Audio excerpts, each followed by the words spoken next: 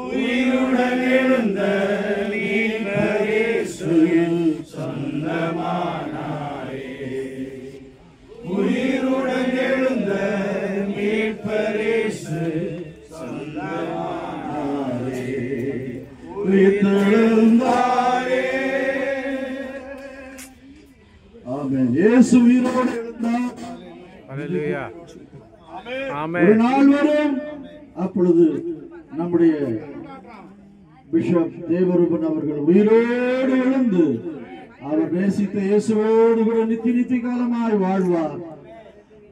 தப்பி தவறி நம்ம எல்லாம் போனா நாம அவரை காணலாம். ஆமென். ஆமென். இந்த சரீரம் இங்க வைக்கப்படும். 30 நாள் வரை தாங்கும். 30 நாளுக்குள் கேவரு கூழ் மாதிரி ஆயிடும். 60வது நாள் வெறும் எலும்பு கூடு தான் இருக்கும். அதற்கு பிறகு மண்ணோடு மக்கி போனாலும் இயேசு மகிமையோடு வருகிற நாட்கள் இந்த கல்லறை வெடித்து அவர் உயிரோடு மகிமையான ஆவிக்குரிய சரீரத்தை அணிந்து கொண்டு அவர் இயேசுவை சந்திப்பார். நம்பிக்கை நம்ம எல்லாருக்கும் இருக்கு. அந்த நம்பிக்கை பெருகும்படி சுவிசேஷகர் அன்பு அண்ணன் வின்சென்ட் ராஜ் அவர்கள் ஜெபிப்பாங்க. நல்ல பிதாவே, இந்த வார்த்தைகளுக்காக நன்றி செலுத்துகிறோம்.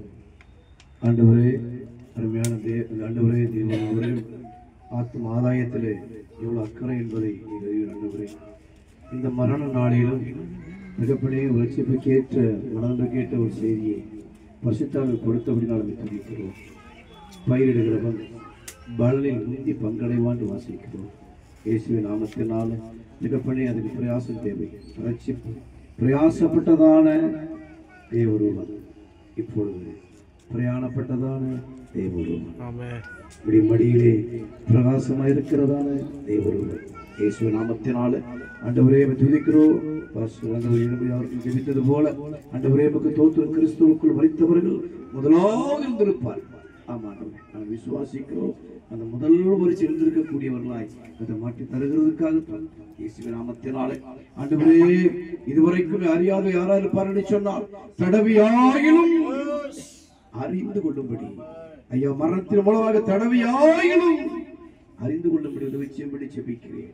தேவான் மரணத்தின் மூலமாக ஒரு ஆண்டவரை கர்த்தாவே ஒரு பவுலை உருவாக்கி ஆண்டவரை அதே போல இந்த மரணத்தின் மூலம் அநேக பவுல், அநேக எலிசாக்கு ஆண்டவர் அநேக தாவீதுக்கு எழும்பும்படி தெய்வம் உதவி செய்யும்படி ஜெபிக்கிறேன். கணவனை இழந்து மிகப்படே அறுக்கப்பட்ட கோழி போல் துடித்துக் கொண்டிருக்கிற அருமை சகோதரிக்காக இனி எனக்கு எங்கே, இனி எனக்கு என்ன இருக்கு? இந்த புலம்பிக் கொண்டிருக்கிற மகளை கர்த்தர் பலப்படுத்தும்படி ஜெபிக்கிறேன். பரிசுத்த ஆவியானவரே, ஆவி ஆத்துமா சரீரம் முழுவதும் நீ ஆண்டவரே பாதுகாத்து கொள்ளும்படியாக தகப்பனை இழந்து தவித்துக் கொண்டிருக்கிற பிள்ளைகளுக்காக, தகப்பனே மருமகளுக்காக கண்ணீரோடு அழுதார்களே அந்த பேர பிள்ளைகளுக்காக நீ ஒருவரை சகல ஆறுதல் தேவன் ஆறுதல் படுத்தும்படி ஜெபிக்கிறோம். ஆறுதல் செய்கிற ஆண்டவரை இருக்கிறதுக்காக தோத்துறோம். அடைக்கலம் தருகிற தெய்வம் இருக்கிறதுக்காக தோத்துறோம். நீரே இவர்களுக்கு ஆதரவாக இருக்கும்படி ஜெபிக்கிறோம். இயேசுவின் நாமத்தில் ஜெபங்கள் நல்ல பிதாவே. ஆமென்.